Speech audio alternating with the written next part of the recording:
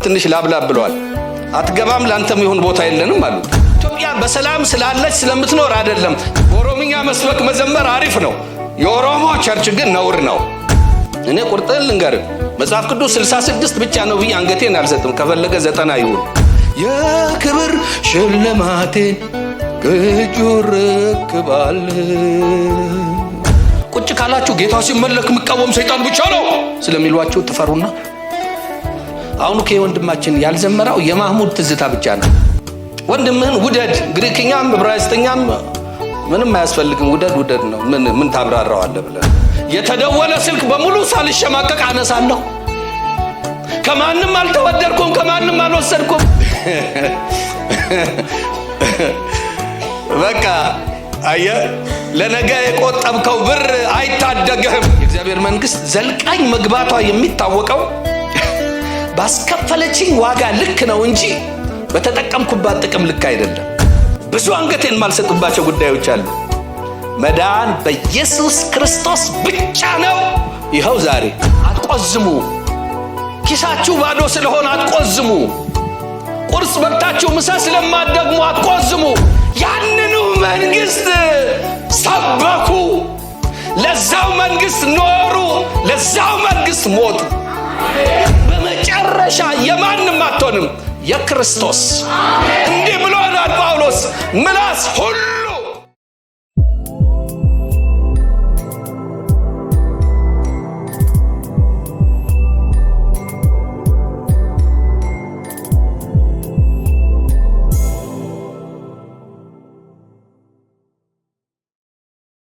እንዴት ሰነበታችሁ? እግዚአብሔር የተመሰገነ ይሁን። ዛሬ ብልጫ ስላለው ስለ እግዚአብሔር መንግስት እንድነጋገር አሰብኩ እና እንደምታውቁት እኛ ጉዳያችን የእግዚአብሔር መንግስት ጉዳይ ነው። ይሄው አንድ ያደረገን የሰበሰበን ገንዘብ ስጡ ስንባል ምን ሰጠው፣ እስቲ ቁሙ አጨብጭቡ ስንባል ምናጨበጭበው፣ አጠገባችሁ ያለውን ሰው እንዲህ በለው ሲባል እንዲህ ምንለው ሁሉ ከመንግስቱ ጋር አያይዘን ነው እንጂ ሌላ ልማት ማህበር አይደለም ያገናኘን። እና እሱ ቢሆን ይሰለቻል። ጥቂት ጊዜ ትገሰግሱና ከዛ ምክንያት ፈልጋችሁ ትጠፋላችሁ። የእግዚአብሔር መንግስት ጉዳይ ለመጥፋት እንኳን ብትፈልጉ አትችሉም። የህይወታችሁ ዋና ነውና በእግዚአብሔር መንግስት ውስጥ እኛ ዋና አይደለንም። ዋናው እሱ ነው። አገልጋይ ዋና አይደለም። ቸርች ዋና አይደለችም። ማንም ዋና አይደለም። ዋናው መንግስቱና የመንግስቱ ባለቤት ነው። እና ስለ ብልጫ ስላለው መንግስት ከማውራቴ በፊት የእግዚአብሔር መንግስት ምንድነው የሚለው ነገር እኔ ጥቂት ነገር ቶሎ መንደርደሪያ እንዲሆነን ቶሎ ብዬ ላንሳ። አንዱ የእግዚአብሔር መንግስት በጊዜ የማይገደብ ዘላለማዊ ነው የሚል ማስታወሻ ላይ ይዣለሁ። በጊዜ የማይገደብ ከእስከ የማይባል ከዚህ ጊዜ እስከዚህ ጊዜ ነበረ የማይባል የነበረ ያለ ደግሞም ለዘላለምም የሚኖር ነው እና በሌላ አባባል አልፋና ኦሜጋ ነው። ኦፍኮርስ አልፋ ኦሜጋ መጀመሪያ መጨረሻም የሌለው እንደማለት ነው ይላሉ። ብዙም አይገባኝም። ግን እግዚአብሔርን ስናስብ መንግስቱን ስናስብ ዘላለማዊነቱን ነው የሚገባን። በዛ መሃል ሰዎች ይመጣሉ፣ መንግስታት ይነሳሉ፣ ያልፋሉ። እገሌ ይነሳል፣ ያልፋል። የእግዚአብሔር መንግስት ግን ለዘላለም ጸንቶ ይኖራል እና በጊዜ አይገደብም። የስልጣን ገደብ ኤክስፓየር ዴት የለውም። ዘመናትን ጊዜያትን ሁሉ ተሻግሮ የሚኖር መንግስት ነው። ሌላው በቦታ የማይገደብ ዓለም አቀፋዊ ነው። አይገደብም በቦታ። እዚህ ጋር አይባልም፣ እዛ ጋር አይባልም። የእግዚአብሔር መንግስት ድንበር ዘለል ነው። ለምንድን ነው እንደዚህ ሆኖ ብላችሁ ስታስቡ መንግስቱ በሰው ልብ ውስጥ ስለተተከለ ነው። እግዚአብሔር መንግስቱን የሚያሰፋው ድንበር የሀገር ድንበር ይሄ ጂኦግራፊ እንትኑን በመግፋት አይደለም፣ በሰው ልብ ውስጥ በመስረጽ ነው። እግዚአብሔር ይመስገን። ስለዚህ አንድ ሰው ተነስቶ የሆነ ሀገር ሄደ ሲባል እግዚአብሔር ሀገር ስለመቀየሩን አይደለም የሚያውቀው፣ የኔ መንግስት የሆነ ቦታ ገባ ነው የሚለው። እና አንድ ሰው ሲንቀሳቀስ መንግስት ይዞ ነው የሚንቀሳቀሰው። በጣም ይገርማችኋል። ተራ ሰው ይመስላችኋል። ምናልባት ያን ቪዛ ለማግኘት ብዙ ጊዜ ደጅ ጠንቶ ይሆናል፣ ወይም በኑሮ መሮኛል ብሎ በዚህ በሚገለበጠው ታንኳ ኢቭን በሌላ አባባል እንደው በታንኳ ውስጥ ገብቶ እንኳን ተናውጦ እየሄደ ያለው ሰው መንግስት ይዞ ነው የሚሄደው ነው የሚላችሁ አማኝ ከሆነ ስደቱ እግዚአብሔር ይደግፈው አይደግፈው እሱ ባይገባኝም እኔ እሱ ውስጥ የለውበትም። ግን በቦታ የማይገደብ ዓለም አቀፋዊ ነው እና እኛም ቤተ ክርስቲያን ስንል እኮ ስለ ዓለም አቀፋዊቷ እያወራን ነው እንጂ እዚህ ጋር አይደለም። ይቺ የዓለም አቀፋዊቷ ቤተ ክርስቲያን አንድ የአካል ክፍል ነች እንጂ አንድ ዓለም አቀፍ የሆነች ቤተ ክርስቲያን አለች። ሌላው ደግሞ እንደ ፈቃዱ በየትኛውም ሁኔታ የሚሰራና የሚጠቀም ነው። የትኛውንም ሁኔታ በጥጋብ በረሃብ በስደት በመከራ በጦርነት የትኛውንም ሁኔታ እግዚአብሔር ለመንግስቱ ጥቅም ያውለዋል። እኔ ምን እላለሁ ማስታወሻዬ ላይ አንድ ጊዜ እንትን ጽፌያለሁ። እግዚአብሔር ለራሱ በሚሰራው ታሪክ ውስጥ ተጠቃሚ ያደርገኛል እንጂ እግዚአብሔር ለኔ ታሪክ አይሰራልኝም የሚል ምን ማለት ይሆን? እግዚአብሔር ለስቲ ስሜ ሰብስቤ ነው ለማታውቁት እስቲ ለሰብስቤ ታሪክ ልስራለት ብሎ ሰርቶልኝ አያውቅም፣ ወደፊትም አይሰራ። ለእርሱ በሚሰራው ታሪክ ውስጥ እኛም ተጠቃሚ ያደርገናል። አሁን ሳምንት ዳንኤልን አይተነዋል። የነ ዳንኤል ቆራጥነት አሪፍነት ጥሩ ቢሆንም የታሪኩ ባለቤት እሱ ነው። በጣም የሚገርማችሁ ነገር በቃ እሱ ነው። በሰላም የሚኖሩ ሰዎች ናቸው። አፈናቅሎ ምን አለ አጥፍተው እንኳን ቢሆን አገራቸው አይቀጣቸው። ምንድነው ችግር ውስጥ እግዚአብሔር መታወቅ ይፈልጋል። እነሱ ተሰደው በሆነ ምክንያት ካልሄዱ በቀር በዛ ምድር ላይ እግዚአብሔር ስሙ አይጠራም። ታስታውሱ እንደሆን በየትኛው ሁኔታ እነ ዳንኤል ድል ከነሱ በኋላ የነ ዳንኤል አምላክ የማያመልክ ነው የተባለው። እነ ዳንኤልን የማያመልክ አይደለም የተባለው። ስለዚህ እግዚአብሔር ለራሱ በሚሰራው ታሪክ ውስጥ እኛን እግረ መንገድ ተጠቃሚ ያደርገናል። በዋናነት ግን የታሪኩ ባለቤት እሱ ነው። እንደ ፈቃዱ በየትኛው በማይመቻችሁ ሁኔታ ውስጥ በህመም በማጣት በመሰደድ በሁሉ ነገር ውስጥ እግዚአብሔር ፈቃዱን የመንግስቱን ሐሳብ ይፈጽማል። ሌላው እግዚአብሔር መንግስት ታምራዊ ነው፣ በታምራት የተሞላ ነው። የመንግስቱ ስናስብ የእግዚአብሔር ታምር ነው የሚታወሰን። ታስታውሱ እንደሆን መድኃኒታችን ኢየሱስ ክርስቶስ መንግስቱን ይዞ የመጣው በወረራ ነው። ሮማ መንግስት ዓለምን በወረረችበት ሰዓት መንግስት ነው ይዞ የመጣው። ከነሱ ውጪ መንግስት አለ አይባልም። ሳይፈራ መንግስትን ሰበከ። የእግዚአብሔር መንግስት በመካከላቸው ስለማደሯ በልዩ ልዩ ምልክት አረጋገጠ። የዕውር መብራት፣ የደንቆሮ መስማት፣ የሽባው መነሳት፣ ከሙታን መካከል መነሳት የመንግስቱ ወደ ምድር በወረራ የመግባቷ ምልክት ነው። ከዛን ጊዜ ጀምሮ የመንግስቱ የመኖሩ ምልክት መንግስቱ በተሰበከ ቁጥር ድንቅና ታምራት ይሆናል። እግረ መንገድ ልናገር፣ ድንቅና ታምራት እንዲሆን ብዙ አትጨነቁ። መንግስቱን በሰበካችሁበት ሁሉ እግዚአብሔር ምልክትን ያደርጋል። በስፍራ ሁሉ ተበተኑ ይላል። ቃሉ በሰበኩ ጊዜ ቃሉ ከእግዚአብሔር ስለመሆኑ እግዚአብሔር በድንቅና በታምራት ያጸና ነበረ ይላል። ቃሉ ተናገሩ እንጂ አግባብ በሆነው ቦታ ስለ ድንቅና ታምራት ብዙ አይጭነቃችሁ። ወይም ጌታ ያልሰራውን ጌታ የሰራውን ለማስመሰልም አንሞክር ማለቴ ነው። ሌላው የእግዚአብሔር መንግስት ከዘላለም ጀምሮ በሰማያት የነበረ መንግስት ነው። ምን ማለት ነው? በሌላ አባባል የእግዚአብሔር መንግስት በምድር ለመኖር የዓለም መንግስታት ተረጋግተው መኖር አይጠበቅበትም። እግዚአብሔር መንግስቱን የመሰረተው የዓለም መንግስታት ስላሉ አይደለም። በዓለም ያሉ መንግስታት ሰማይ ምድር ከመፈጠሩ በፊት የእግዚአብሔር መንግስት በሰማይ በእግዚአብሔር ዘንድ ነበረች። ስለዚህ ምን ማለት ነው? አንድ የእግዚአብሔር መንግስት በጽናት የሚኖረው የአንድ ሀገር መንግስት በሰላም ስለኖር አይደለም። የእግዚአብሔር መንግስት የሚኖረው ኢትዮጵያ በሰላም ስላለች ስለምትኖር አይደለም። ባትኖርም መንግስቱ ከዘላለም እስከ ዘላለም ድል ያደረገ ይኖራል። በሌላ አባባል የእግዚአብሔር መንግስት የማንም ጥገኛ አይደለም። የማንም የሃይማኖት ምንድን ነው? የሃይማኖት ምንድን ነፃነት ይኑር አይኑር፣ በሰላም አምልኮ ይባል አይባል ከመንግስቱ ጋር አያያዝም። መንግስቱ ሁሉን አልፎ ይኖራል። እንዲህ ይለናል መጽሐፍ ቅዱስ፣ የእግዚአብሔር መንግስት ገና አሕዛብን በብረት በትር ይገዛል ይላል። ገና ወደፊት ማለት ነው። ሰዎች ይፈራሉ። ፍርሃታቸው ምንድን ነው? እንትን ሃይማኖት አለው ይወረናል፣ ወሮናል፣ እንትን ብሎናል እና ከዛ የሆነ እንትን እናቋቁማለን ዲፌንድ የምናደርግበት ስለ እግዚአብሔር እንከላከላለን። ጥሩ ቢሆንም ግን ራሱን መከላከል የማይችል አምላክ ስለሌለኝ ደስታዬ ወደር የለውም። ለሚወዱትም ለሚጠሉትም ጥሩ ለሚሆኑትም ላልሆኑትም የክርስቶስን ፍቅር ልትገልጥ ነው ቤተክርስቲያን የተቀመጠችው። የእግዚአብሔር የፍቅር ወኪል ነች። ወንጌሉ የማድረሻዋ መንግስቱ የማስፋያው መንገድ የፍቅር መንገድ ነው እና በዚህ መንግስት ውስጥ የማንም ጥገኛ አይደለችም። በምድር እንድትሰፋ ዳርቻው እንዲሰፋ ከሆነ ስልጣን ካለው አካል ጋር መጠጋጋት አይጠበቅባትም። ባይሆን የነሱ ስልጣን እንዲሰነብት ወደ መንግስቱ ይጠጉ፣ የመንግስቱን ፈቃድ ይፈጽሙ። ማንም በምድር በሰላም እንዲኖር ከፈለገ የመንግስቱ ጥገኛ ይሁን። እግዚአብሔር የማንም የምድር መንግስት ጥገኛ አይደለም። ይሄን በመናገሬ ደስታዬ ወደር የለውም። በሌላ አባባል ሰላም እንዲመጣ ምን እንዲመጣ እንጸልያለን። ሆኖም ቤተክርስቲያን የእግዚአብሔር የመንግስቱ ፈቃድ አስፈጻሚ የሆነች የመንግስት ግን ጥገኛ አይደለችም። በፍጹም አይደለችም። ይኸው ማረጋገጫው መድኃኒታችን ኢየሱስ ክርስቶስ በሰማይ የነበረው መንግስት ይዞ መጣ እና ሲመጣ ደቀ መዛሙርቱን ጠራቸው። እንዴት እንደጠራቸው ትዝ ይላችኋል።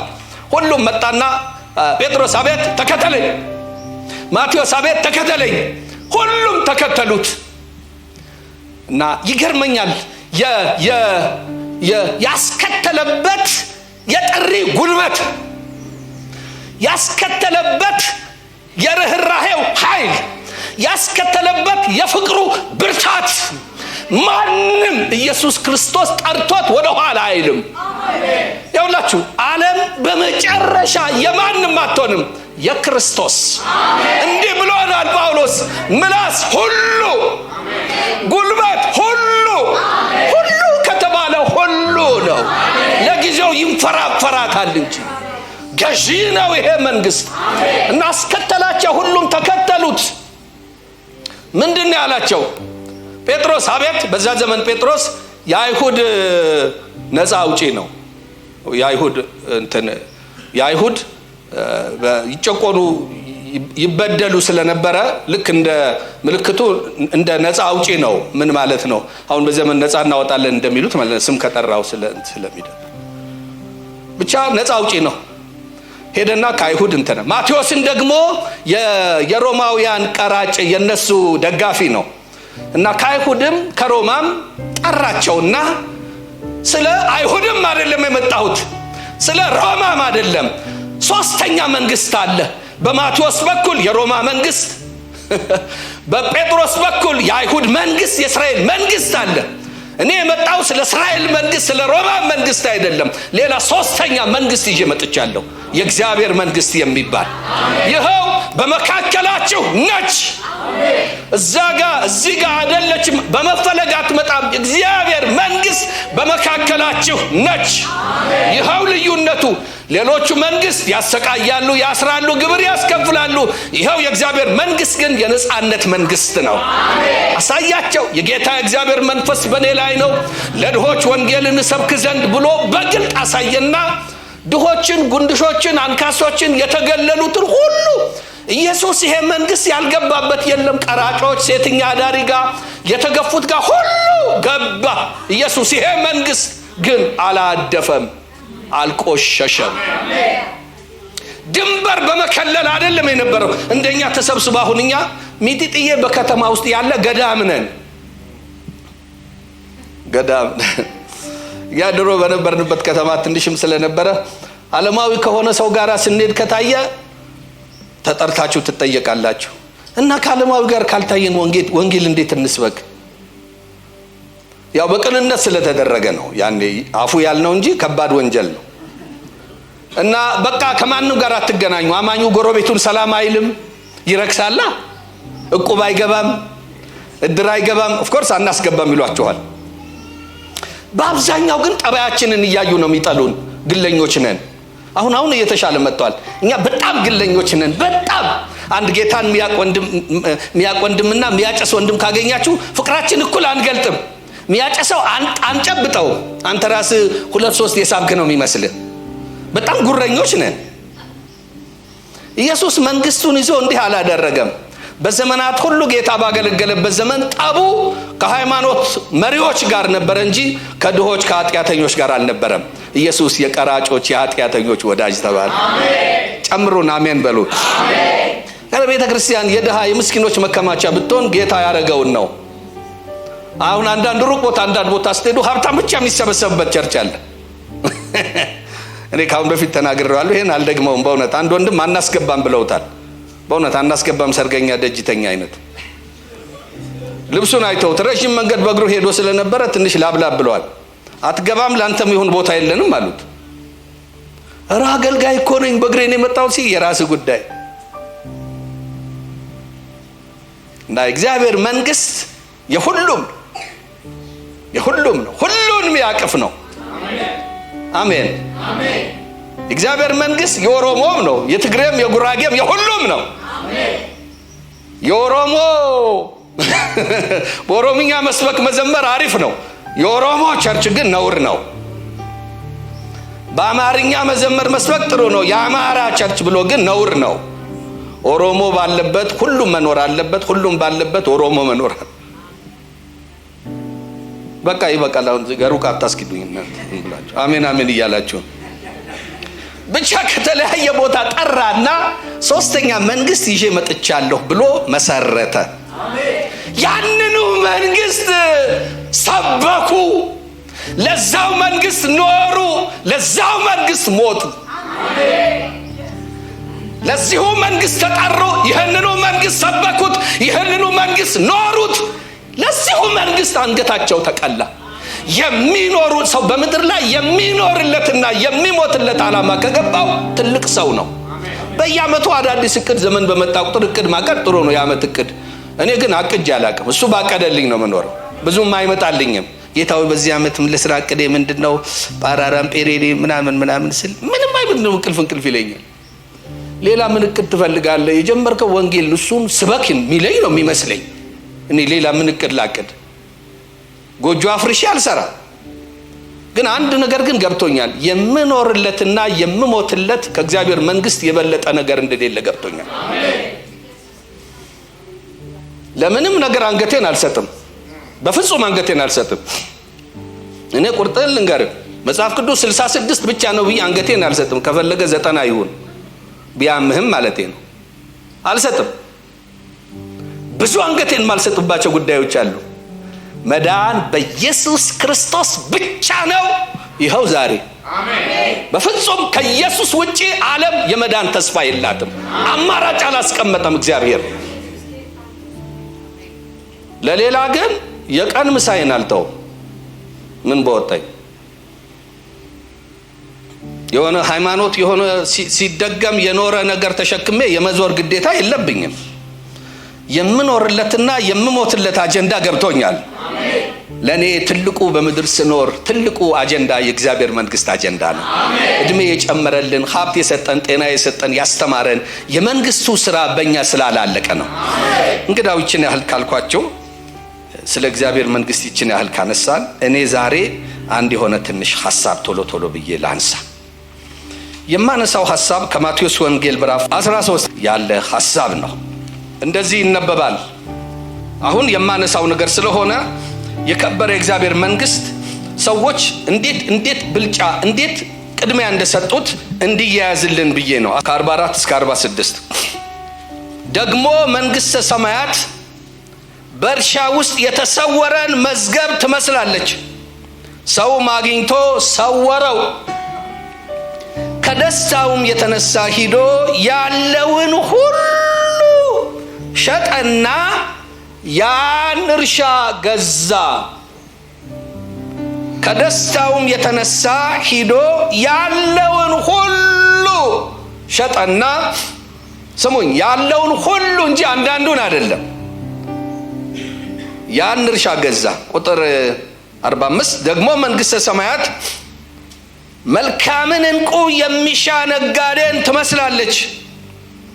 ዋጋዋም እጅግ የበዛ አንዲት ዕንቁ ባገኘ ጊዜ ሂዶ ያለውን ሁሉ ሸጠና ገዛ። ሁለቱም ሸጠና ገዛ፣ ሸጠና ገዛ የሚል ነገር አለ። አይታችሁታል? እና ሁለቱም ያለውን ሁሉ ሸጦ ገዛ፣ ያለውን ሁሉ ሸጦ ገዛ። ስዕላዊ በሆነ መልኩ አንድ ዝም ብዬ ሲገባኝ እንዲህ ነው።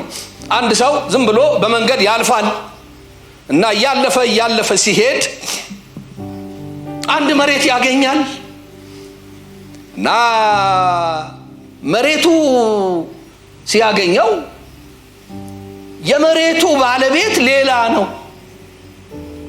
ምናልባት ያ መሬት ኮትቻ ሆኖ ይሆናል። ለእርሻ የማይጠቅም እህል የማያበቅል ሆኖ የተተወ ሊሆን ይችላል።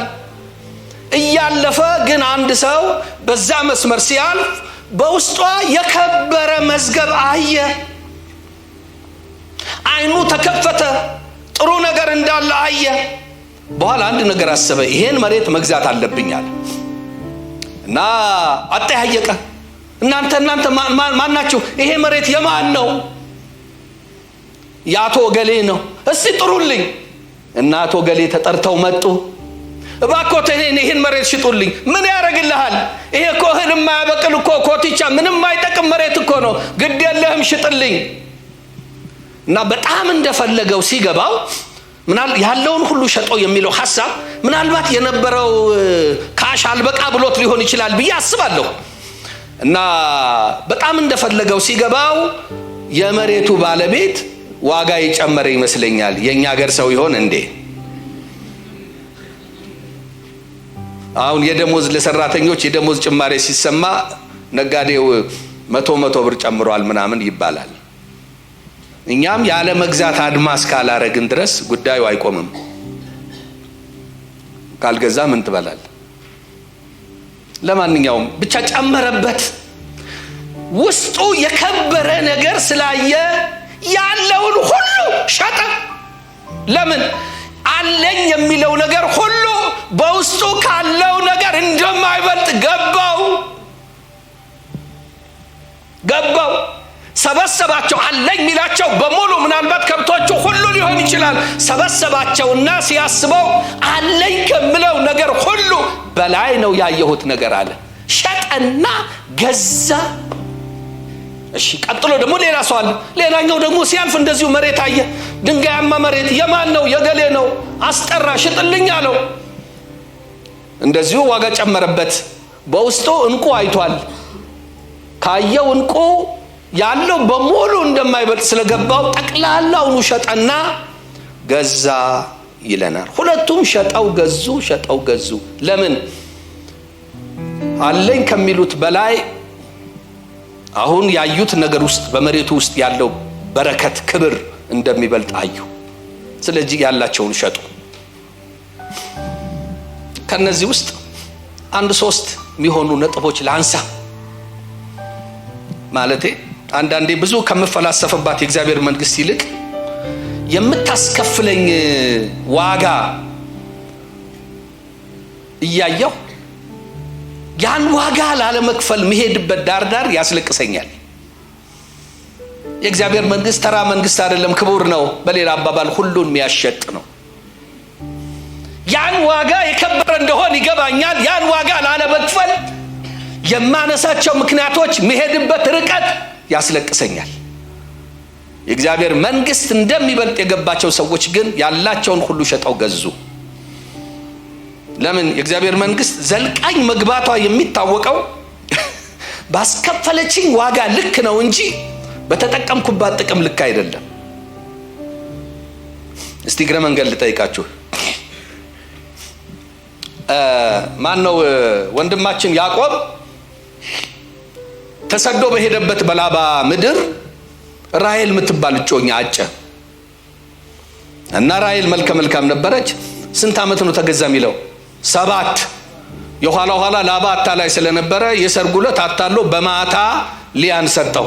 ያው ኩራዝ ነው የሚያበሩት፣ አይታይም፣ ተሸፋፈና ነው የምትመጣው።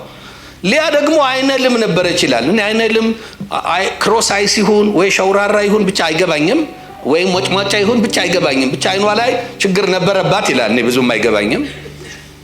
ጠዋት ሲያያት በብርሃን ሊያ ነች።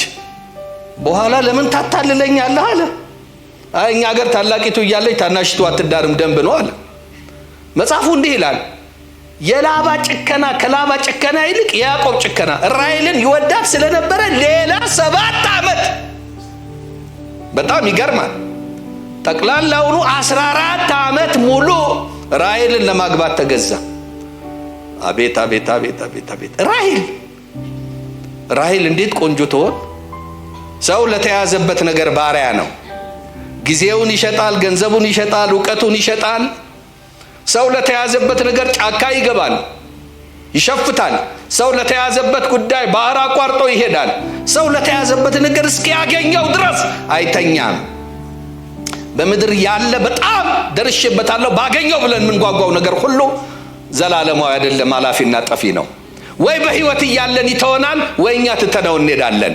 ዋጋ ልንከፍልለት የተጠራ ነው። የእግዚአብሔር መንግስት ግን ዘላለማዊ ነው። የእግዚአብሔር መንግስት ዘላለማዊ መንግስት ይባላል።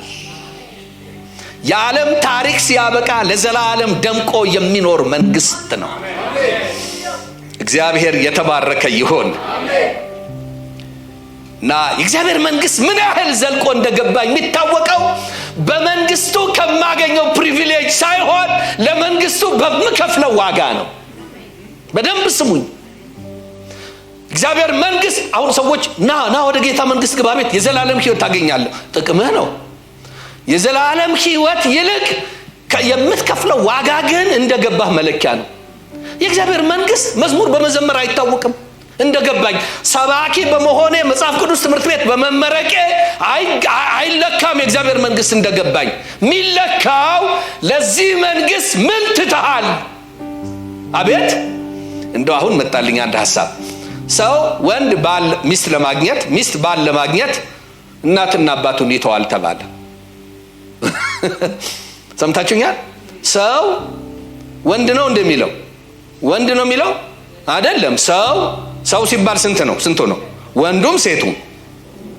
ሴቷ ባል ለማግኘት፣ ወንዱ አሳሳትኩት እንዴ? ሚስት ለማግኘት ሚተው ነገር አለው፣ እናትና አባቱን። አሁን አያርገውና አንዳንዱ ከነ ቤተሰቡ ያገባችሁ ነው የሚመስለው። መከራ ነው።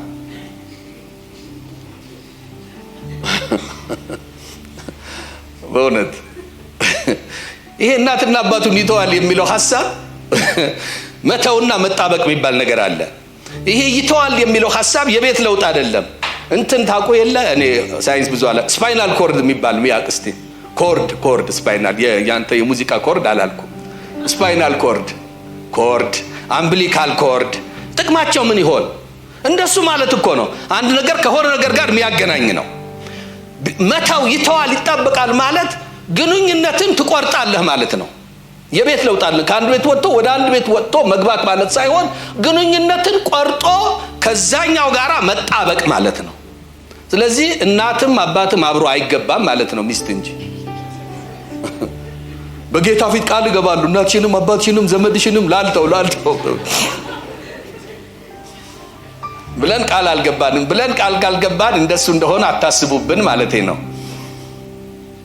እሺ፣ ስለዚህ እግዚአብሔር መንግስት ምን ያህል ዘልቆ እንደገባን የሚታወቀው በተውነው በከፈልነው ዋጋ፣ በተውነው ጥቅም። የጳውሎስ ሐሳብ ደስ ይለኛል። ለኔ ረብ የሆነውን ሁሉ እንደማይጠቅም እንደ ጉድፍ እቆጥራለሁ። ለምን? ስለ ጌታዬ ስለ ኢየሱስ ስለሚበልጠው መንግስት ዘሬን እተዋለሁ፣ ዕውቀቴን እተዋለሁ፣ አውቃለሁ ምለውን እተዋለሁ። ለምን? ስለሚበልጠው መንግስት። ስለሚበልጠው እና ምን ያህል ዘልቆ እንደገባን የሚለካው በተውነው ነገር ነው። በተውነው ዓለማዊ ቦይፍሬንድ ነው። በተውናት ዓለማዊ ወታደራዊ ጊዜያዊ እህት ፍሬንድ፣ በተውነው ዘር በኦሮሞነት በአማራነት የሆነ ጥቅማ ጥቅም የምታገኝ ከሆነ የእግዚአብሔር መንግስት ጋር ስትመጣ እሱን ከተውክ ገባህ ይባላል። ካልተውክ ቀላቅለኸዋል ይባላል። ገቢቶ አልገቢቶ ገብቷችኋል? አውቃችሁ ነው ጨልጀድ የምትሉ እንደዚህ ወላትሉ እንጂ ለዚህ በጣም ገብቶናል። ምንድነው በከፈልነው ዋጋ ይለካል እንጂ ከመንግስቱ ባገኘነው ጥቅም አይለካም።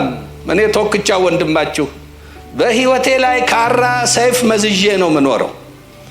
ራሴን ስወጋ ካራራው እርግጡን ተነጋግረን ጌታ ይባርከናል። ደግሞ በጣም ስለምወዳችሁ ነው። ከተወሰኑ አመታት ወዲህ ስሰብክ ዳግም ላላገኛችሁ እንደሚችል ሰው ነው። ምናልባት ዳግም ወይ እናንተ ላታገኙኝ ወይ እኔ ላላገኛችሁ እችላለሁ። የመጨረሻ ስብከቴ ይሆናል ብዬ ነው የምሰብከው። ሁሉ የመጨረሻ ሊሆን ይችላል እላለሁ። ስለዚህ ለማንም ይራራ ልብ የለኝም። ወገንተኝነቴ ለሰማዩ መንግስት ነው። ደግሞ ስለምወዳችሁ ነው። እዛ እንድንገናኝ ነው። በሙላት እንድንገናኝ ነው። እዛ ሳንሸማቀቅ እዛ እንደዚህ ሳንል በድፍረት በጽድቅ በክርስቶስ ፊት እንድንቆም ነው። ጽድቃችን ጌታ ነው። ያን ጽድቅ ግን ያጸናን እንድንኖር ነው። አሜን። ክብር ለስሙ ይሁን።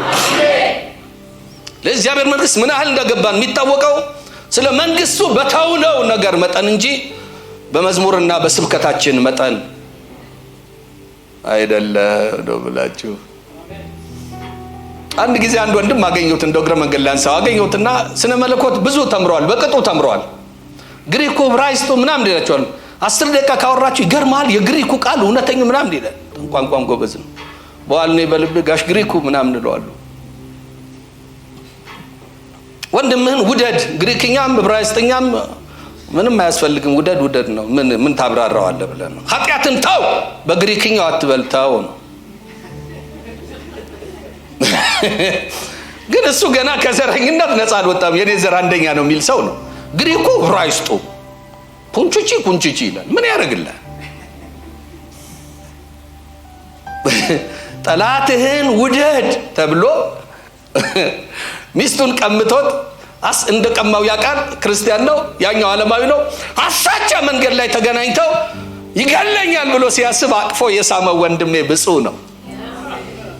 ይሄ ነው የሰማይ መንግስት ዜጋ የመሆኑ ማረጋገጫ። እግዚአብሔር የተባረከ ይሁን።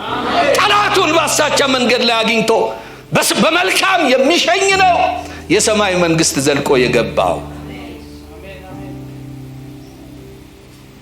አሁን እኛ በዚህ ዘመን ወንድሞችን እህቶችን በጣም እንፈራለን።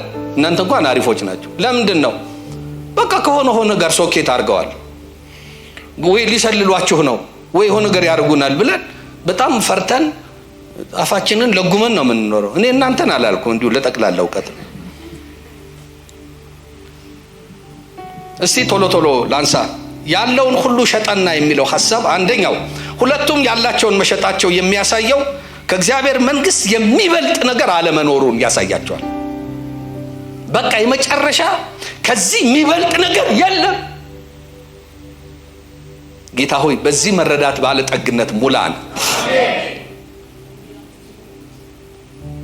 ምንም ነገር የሚበልጥ ነገር የለም እንዴ። የሆነም ጥቅም የሚመስል ነገር ሲያመጡላቸው ልክ ባልሆነ መንገድ አይ አግኝቻለሁ። እንዴት አገኘኸው? ከሱ የሚበልጥ ነገር አግኝቻለሁ። ምን? የእግዚአብሔር መንግስት እንዴ። እና ይኸው ቤት የለህ ኑሮ እንትን የለ። አይ የእግዚአብሔር መንግስት መብልና መጠጥ አይደለም፣ በመንፈስ ቅዱስ የሆነ ሰላምና ደስታ እንጂ። አሁን አንተ የምትለኝ ነገር በሙሉ ዓለም የምትናወጣው በዓለም የሚያስፈልጋት ነገር ስላጣች አይደለም። በመብልና በመጠጥ በስልጣን ሰላምና ደስታ ስለሌለ ነው። እና ጤናማ በሆነ መልኩ የተደወለ ስልክ በሙሉ ሳልሸማቀቅ አነሳለሁ። ከማንም አልተወደድኩም፣ ከማንም አልወሰድኩም፣ ጉቦ አልበላሁም። ቤቴ ድንገት ፖሊስ መጥቶ ቢያንኳኳ አልደነግጥም። የሰር ነው ብዬ የምከፍተው። የጎሳ የሆነ ምናምን ነገር ቢነሳ የለሁበትም። እና በሰላም እተኛለሁ፣ አንቀላፋለሁ። እግዚአብሔር ብቻውን ሰላም ሆኖኛል። አሜን። ወንድሞቼና እህቶቼ አትቆዝሙ። ኪሳችሁ ባዶ ስለሆነ አትቆዝሙ። ቁርስ በልታችሁ ምሳ ስለማትደግሙ አትቆዝሙ። የቤት ኪራይ እጥረት ስላለባችሁ አትቆዝሙ። በምንም ነገር የማይተካ ሁሉን የሚበልጥ መንግስት አግኝታችኋል። ጌታ መድኃኒታችን እንደዚህ ያለ፣ እናንተ ስለምትበሉት ስለምትጠጡት እንዲሁም ስለምትለብሱት አትጨነቁ። ይሄ ሁሉ እንዲያስፈልጋችሁ የሰማዩ አባታችሁ ያውቃል። ለምንድን ነው አትጨነቁ የሚለው? ያላችሁት በእግዚአብሔር መንግስት ውስጥ ነው። የሚበልጥ መንግስት ውስጥ አላችሁ። በዚህ መንግስት ውስጥ መብል ከጥያቄ አይገባም። እመኑኝ፣ በፍጹም አይገባም። ያስለቀሰን ለነገ በማሰብ ቆዝመን ይሆናል እንጂ ዛሬ አጥተን አይደለም። በጣም ብዙ ሰው ነገን እያሰበ ነው የከሳው፣ ዛሬ የሚበላውን ስላጣ አይደለም። ከንቅፉ ድንገት በነን ብሎ የሚያስጮኸው ነገን የነገ ፍርሃት እንጂ የዛሬ አይደለም። ዛሬማ ይኸው ለብሰሃል፣ ይኸው ታምራላችሁ። ዛሬ በሰላም ነው፣ ዛሬ አላመመህም። ያስቀምጣል ብር ቢያመኝስ ለክፉ ቀን ብሎ። ከዛሬ የባሰ ክፉ ቀን አለ? ለክፉ ቀን ማስቀመጥ ጥሩ ነው፣ ግን ዛሬ እየራባ አይደለም ማስቀመጥ ያለብን። ክፉ ቀን አትጥራ። በክፉ ቀን ብር አይታደግም። የክፉ ቀን ታዳጊ እግዚአብሔር ብቻ ነው። በኮሮናው ጊዜ እንኳን አትማሩም እንዴ? ድሃው መች ሞታ ሀብታሙ እንጂ።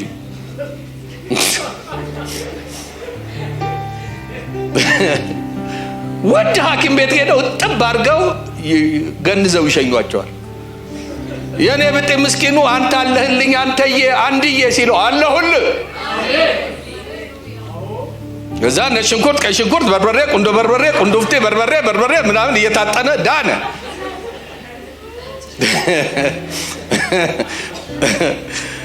በቃ አየህ፣ ለነገ የቆጠብከው ብር አይታደግህም።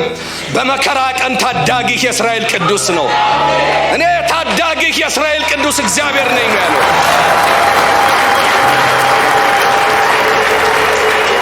እንደዚህ ነው ያለው።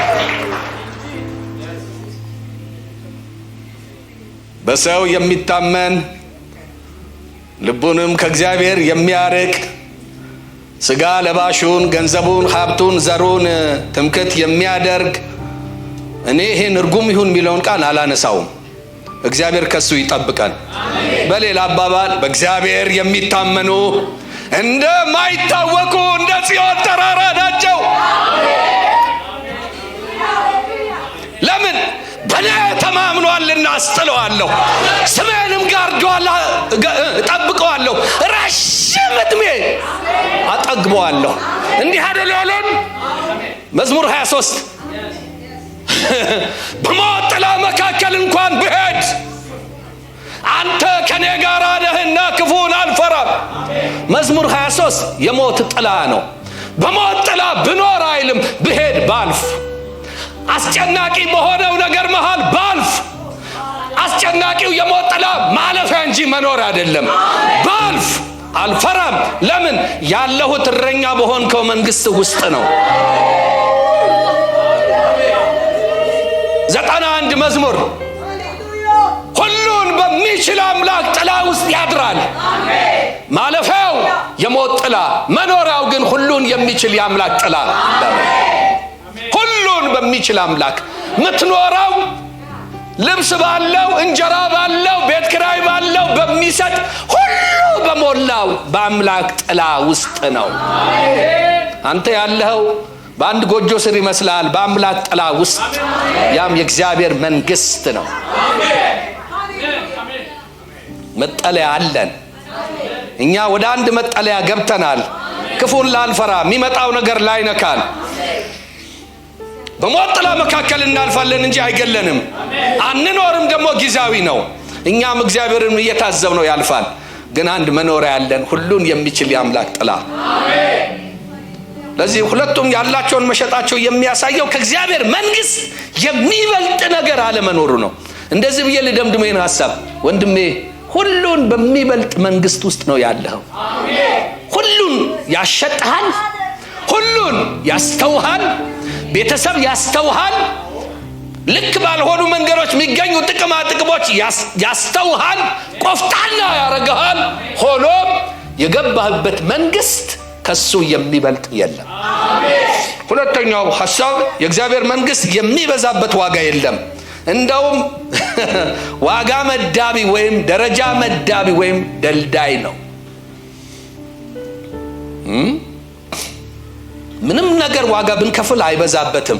አንድ መዝሙር አለ አይበዛብህም የሚል ያንስበታል። እኔ ነኝ የፈጠርኩት እንዳትቆርጅ ብቻ የሆነ መዝሙር አለ። ምን መዝሙር ማዕት ስላለ አይጠፋም ብዬ እኔ አሁን በጣም ብዙ መዝሙር አንድ ጊዜ አንድ ወንድም 99 መዝሙር ይሆናል ያዘምረው ጊዜውን ሰዓቱን ሁሉ ጨረሰው እና እኔ ፓስተሩን ጠጋልኩኝና አሁን 6:30 ሆኗል። አሁን ከወንድማችን ያልዘመረው የማህሙድ ትዝታ ብቻ ነው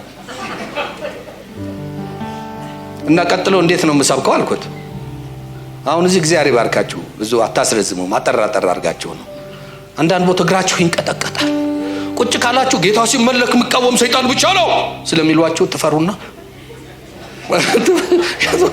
ትፈራሉ።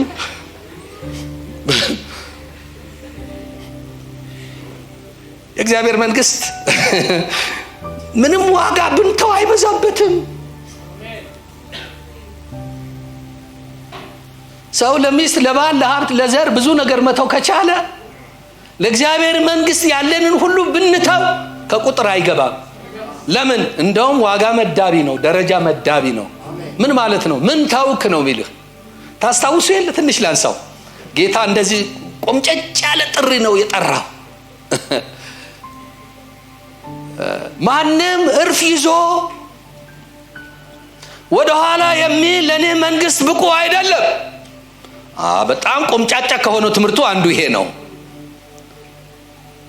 እና ደግሞም ማንም ለኔ ቢወድ አባቱን በጣም ይገርማል እናቱን ወንድሙን እህቱን ብሎ አላቆመም። የገዛ ህይወቱ እንኳን ሳይቀር ባይተው እና ይሄ ሁሉ ብትተው አይበዛም።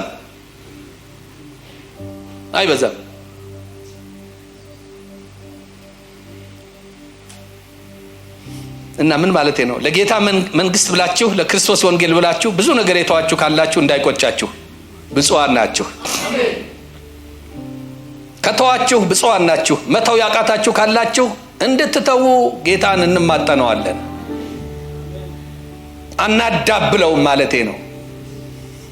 መንግስቱም ደስ ይላል፣ ጌታው ደስ ይላል፣ ዘረኝነቱም ደስ ይላል፣ እንትንም ደስ ይላል፣ ሌብነቱም ደስ ይላል፣ ጉቦም ደስ ይላል፣ ሁሉ ደስ ይላል። አንድ ላይ ብናስኬዳቸውስ ያለ አታግር ዝም ብለህ ነው። ጌታውን ሁሉን ይችላል ሁሉን ይችላል ምንድን ነው እንትን አንለው አናጋባው። አሁን እናፋ ለጌታ ለመኖር ለወንጌል ለመኖር ባልጨከንን ቁጥር ከሰይጣን ጋር እየተፈራረምን ነው። እስቲ ጥያቄ ልጠይቃችሁ። ሳምንት ከተማርነው ውስጥ እነ ዳንኤል አንበላም ባይሉ አንጠጣም ባይሉ በልባቸው ማደፍን ባይተው በተግባር ባይገልጡት ምን እንደሚሆን ታውቃላችሁ? የመጀመሪያው ነገር የዳንኤል መጽሐፍ ከ1 እስከ 6 ያለው ምዕራፍ አይጻፍም፣ በጭራሽ አይጻፍም። ምክንያቱም ከ1 እስከ 6 የነ ዳንኤል ታሪክ ነው። ከዛ በኋላ ነው ሌላ ታሪክ የሚጀምረው። አይጻፍም። መጨከንህ መጽሐፍ እንዲያጽፍም ያደርጋል። ለእግዚአብሔር ያለን ታማኝነት ባገኘነው አጋጣሚ ሁሉ ካልገለጥን ከሰይጣን ጋር እየተፈራረምን ነው። ሰይጣንን እየገለጥን ነው። እግዚአብሔርና ሰይጣን አማኙ ከሰይጣን ጋር ወይም ከዓለም ጋር የጋራ የሚባል ነገር የላቸውም። አማኙ ጌታውን ካልተወ በቀር። እግዚአብሔር በብቸኝነት የሚመለክ አምላክ ነው። እግዚአብሔር ይመስገን። ስለዚህ እንዳይቆጫችሁ። ሶስተኛው ላንሳ። ሰው ዓለምን ሁሉ ቢያተርፍ ነፍሱን ቢያጎድል ምን ይረባዋል? ነፍሱንስ ቢተው ምን ቤዛ ይሰጠዋል?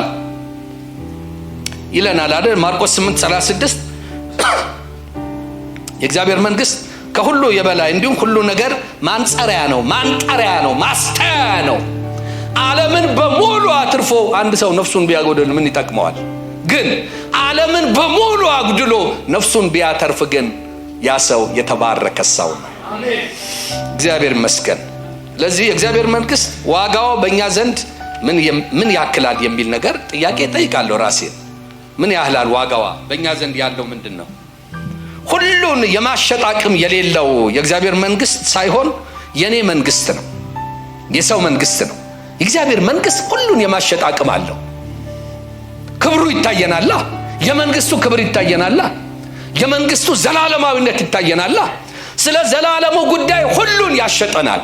ሁሉን ካላሸጠን ግን ሁሉን ካስገዛን ማአት ነገር እንድንሰበስብ ኮልኮሌ እንድንሰበስብ ካረገን የእግዚአብሔር መንግስት ሳይሆን የሰው መንግስት ነው። እንደምታውቁት የዓለም የሰው መንግስት ሁሉን እንድትሰበስቡ ያበረታታቸዋል።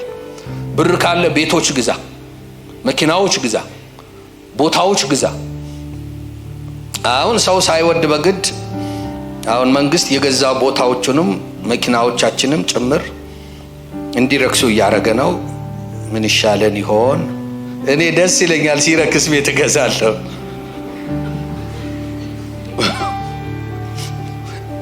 ምን ነው ጡብ ብሎኬት ደርድረህ 5ኛ 6ኛ ፎቅ ለ8 ሚሊዮን ምትል ጀግና ያርክስልኝ እንጂ መድኃኔዓለም መንግስትን ተጠቅሞ የፀሐዩ መንግስታችን ቤት አርክስልን።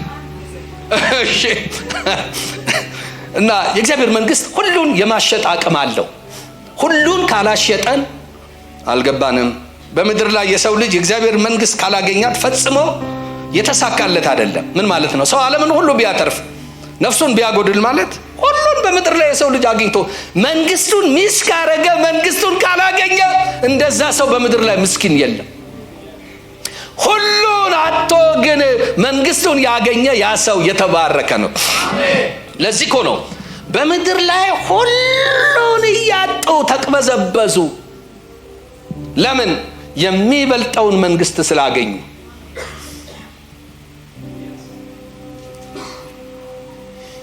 እግዚአብሔር ይህን መረዳት ይሙላብን።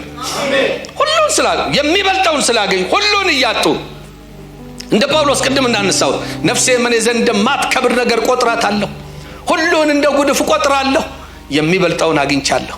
ተቅበዝባዦች ሆኑ፣ ቤት አልባ ሆኑ፣ ወገን አልባ ሆኑ፣ በየዋሻው ኖሩ። ለምን? የሚበልጠው መንግስት ስላገኙ። እግዚአብሔር የተባረከ ይሁን። ለዚህ የእግዚአብሔር መንግስት ከሁሉ የሚበልጥ ከፖለቲካም ከየትኛውም ከሚያስደንቅም ከሚያስጎመዥም ከየትኛውም ነገር ይበልጣል። ዋጋ ቢያስከፍልም ለዚህ ነው ያለውን ሁሉ ሸጠና እግዚአብሔር መንግስት እንድወርስ ምን ላድርግ? ያለህን ሁሉ ሽጥና ለድሆች ስጥና ምን በል? ተከተለኝ። ፊቱ ጠቆረ እና እግዚአብሔር መንግስት ጸሎት ስንጸልይ መንግስት ትምጣ እንላለን። በአንድ ጎኑ ጥሩ ነው፣ በሌላ ጎኑ ግን ባዶ ነው የሚያስቀረን። ሁሉን ያሸጠናል። መከተል ትፈልጋለህ? በቃ ሽጥና ተከተለኝ። ምን ይዤ? እኔን ይዛ። መዝሙር አለን አይደል? ሰው ያለው ብር ነው፣ ሰው ያለው ወርቅ ነው፣ ሰው ያለው ብዙ ነገር ያለው ወንድምና ምስኪኑ እኔም እኩል ነው የምንዘምረው። እኩል ነው የምንዘምረው።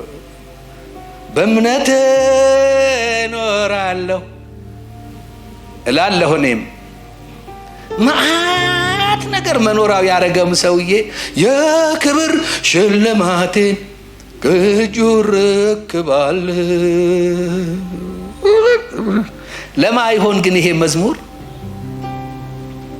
በእምነት መኖርን እንለምድ ዘንድ ሁሉን አሽጦ ተከተለኝ ይልሃል። በምን እኖራለሁ? በእምነት። ምን እበላለሁ? ቃሌን። በምን እኖራለሁ? በእኔ።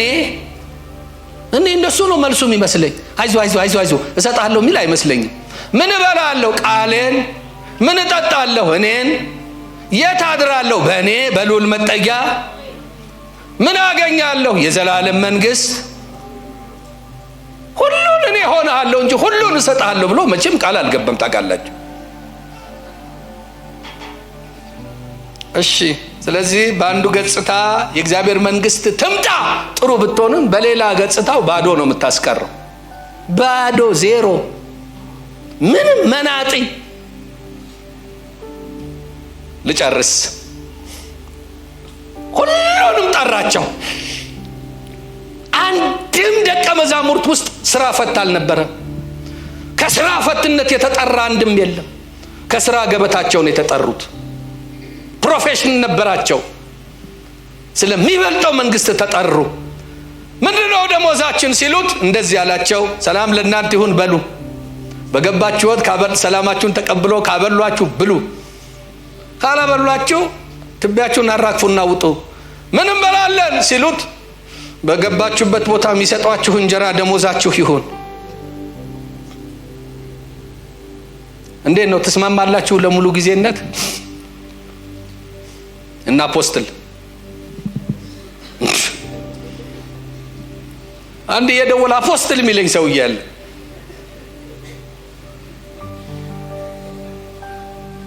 ደሞዛችን ምንድነው? በገባችሁበት ቤት ካበሏችሁ። ድሮ እኛ በነበርንበት ከተማ እንደሱ ነበር። ደሞዝ ስላልነበረን ጉብኝት እንሄድና ያው ተማሪ ነው፣ ምስኪን ህዝብ ነው። ከገጠር ይዘውት የመጡት ያገልግል እንጀራ ወይም የጤፍ እንትን የሚባል አለ፣ እንደዚህ መቁጠሪያ የሚያካክል ግድንግድ እንትን እሱን ያበሉናል። አንዳንድ ጊዜ ስለሚያልቅ አያበሉንም። ረጅም ጸሎት ጸልየን አሰብከው ጌታ ይባርካቸው ብለው እንደዛም ከሆነ ሆነ። በቃ ደሞዛችሁ እሱ ነው አለ። ምን ታስባላችሁ? ማለት በቃ ይኸው ነው። በኋላ ጠራቸው፣ ሁሉንም ጠራቸውና ስም ሰጣቸው። ሐዋርያ ብሎ ጠራቸው። የተላከ ማለት ነው፣ የማዕረግ ስም አይደለም። ልክ አብ እኔን እንደላከኝ እናንተንም በዚሁ እኔን በላከበት ልክ ሳይጨመር ሳይቀነስ ከነ ሙሉ ስልጣን ልኬያችኋለሁ። እሺ ብለው ተበተኑ በዓለም ዙሪያ። ጌታ ከጠራቸው ሰዓት ጀምሮ ወደ ሚስቶቻቸው አልተመለሱም። ተቅበዘበዙ። በስፍራ ሁሉ ይሄን ወንጌል ሰበኩ። በሰበኩበት ሁሉ ጌታን የሚቀበሉ ተቀበሉ፣ በተቃውሞ በመጨረሻም ሞቱ፣ ተገደሉ፣ አገራቸው ሳይመለሱ። እና አፖስትል እነ ማኖፍ ጋድ እነ ማኖፍ ጉዲት። እኔ አሁን በዚህ ዘመን እህቶች ሁሉ አሉ። ቄስ እንትና የምትባል ሬቨረንድ ማነች እንትን የምትባል ሁሉ ሰምቻለሁ። ምንድነው የማዕረግ ስም? አሁን ቢሾፕ እንትና የምትባል እህት ሁሉ ሰምቻለሁ። ጌታ ይባርካቸው። እኔ አላቅም። ተቃውሞ የጾታ ልዩነት የለኝም፣ ግን ያመኛል ነው የምልህ። ያመኛል ብቻ ባጭር ቃል ግቢ ላይ ከምታገለግለው ሰው እየነጠቅ እየሰበሰብክ ቪኤት 2 ለሚስትህ 2 ለልጆችህ 2 ላክስትህ 2 የባንክ አካውንቱ ባንተ ሁሉ ባንተ፣ ሚስትህ ምክትል ፓስተር፣ አንተ አንደኛ አፖስትል፣ ሚስትህ ሁለተኛ አፖስትል፣ ልጆችህ ጩጬ አፖስትል ምታደርክ። አሁን እዚህ እንደሱ አይነት አሰራር የለ። እናንተን አሁን ምን አድርጉ ብዬ ነው የምጨቀጭቃችሁ? እዚህ ካላወራሁ የት ላውራ? አይጠሩኝ እነሱ። እና አፖስትል ኧረ እፈሩ። በመድኃኔዓለም በስላሴ በደብረ ብርሃን ስላሴ ይዣቸዋል። እፈሩ፣ በእውነት እፈሩ። ቢያንስ አፖስትልን አትበሉ፣ ቢዝነስማን ምናምን በሉ። በእውነት አትበሉ። እነዛ አፖስትል ምናምን ሐዋርያ ብሎ የላካቸው ምንም አልነበራቸው። በቃ በስፍራ ሁሉ ተቅበዘበዙ፣ ሞቱ። ቤተሰባቸው ምን በልተው ይሆን? እኔ እንጃ። ድሮ በደርግ ዘመን አሉ ወታደር ሚሊሻ ሲዘምት የአካባቢው ሰው ለሚሊሻ ቤተሰብ ተሰብስቦ ሪሻ ያርሳል። እንደሱ ነበር የሚያደርገው። አማኞቹ እንደዛ አድርገውላችሁ ይሆን? እኔ እንጃ። ምንም ማስረጃ የለኝም። ግን ስለሚበልጠው መንግስት ሁሉን አልተሞቱ። እኔ አሁን ሁሉ ይጨመርልሃል። አሜን እስቲ የኔ ነው የሚል ዘሎ ምናምን በሚባልበት ዘመን የእግዚአብሔር መንግስት በዋናነት ለአንተ ሁሉን መስጠት አይደለም፣ ሁሉን ማሳጣት ነው። ጌታ ብቻ እስኪቀር ድረስ ያን ጊዜ ብርና ወርቅ ይሆንልሃል። ያን ጊዜ ኑሮ ይሆንልሃል። ሁሉ ይችላል ለሚያምን በሚባልበት ቸርች ሁሉ ይችላል ለሚያምን ሁሉ ይቻላል። ጌታ ሁሉን ይችላል በሚባልበት ቸርች መሰከር አንዱ። ጌታ ይባረክ። ሰሞኑ ጌታ ሁሉን ቻይነቱ አሳየኝ አለ። ምንድነው የሆነው? በእውነት ይኸው 4 እጮኛ ሰጠኝ። ወንድሜ ጌታ ሁሉን ቢችልም 4 እጮኛ አይሰጥህም። ሚስት አያበዛልህም። እንወደዋለን፣ ሁሉ ትችላለህ፣ ምን ችግር አለ? አልጋ ባልጋ ነው መንገዱ። ታቦዬ ጋራ ሲሄዱ፣ በብልጥግና መንገድ ሲሄዱ፣ ተንትን ጋራ ሲሄዱ፣ ካመንክ ከወገንክ ኮንፌስ ካረክ ከጀነነ ጀነነው ምናምን ካልክ በቃ ተብሎ ሰው ጀነነ ሆኗል። ሁሉን ታጣለህ፣ ጌታ ብቻ ያንተ ይሆናል። ማስረጃ ሁሉም ተውኝ፣ ጌታ ግን ባጠገቤ ቆሞ አበረታኝ፣ ከአንበሳ አፍ አዳነኝ። የወንጌሉ ሥራ በእኔ እንዲሰበክ አሕዛብ ሁሉ እንዲሰሙት ማለት የዳንኩበት ከኔ ጋር የመሆኑ ምስጢር ወንጌል ልሰብክ ነው፣ መንግስቱን ላሰፋ ነው። ሌላ ምንም ፕሮግራም የለኝም። እንደ ዛፍ ዕድሜ ለማለት አይደለም። የዛፍ ዕድሜም ይሁን የቁጥቋጦ ወንጌል እንድትሰብክ ነው። ብታገባ፣ ብትወልድ፣ ብትከብድ ደሞዝህ 200,000 ቢሆን 300,000 ቢሆን ሀብት ቢሰጥህ አሁን የሚበልጥ አጀንዳ ገብቶሃል። ለወንጌል ነው፣ የመንግስቱን ስራ ለማስፋት ነው። በመጨረሻ ይሄ መንግስት ከሁሉ ስለሚበልጥ ለዚህ መንግስት አትቆጥቡ፣ እጃችሁን አትጠፉ፣ እጃችሁን ዘርጉ። ለእግዚአብሔር መንግስት ተበረታቱ፣ ስጡ፣ አትከስሩ። በመንግስቱ ላይ የምትዘሩት ዘር በእጥፍ ያሳጭዳችኋል። ስለዚህ የአንድ ነገር ክቡርነት የሚለካው በምንከፍለው ዋጋ ነው።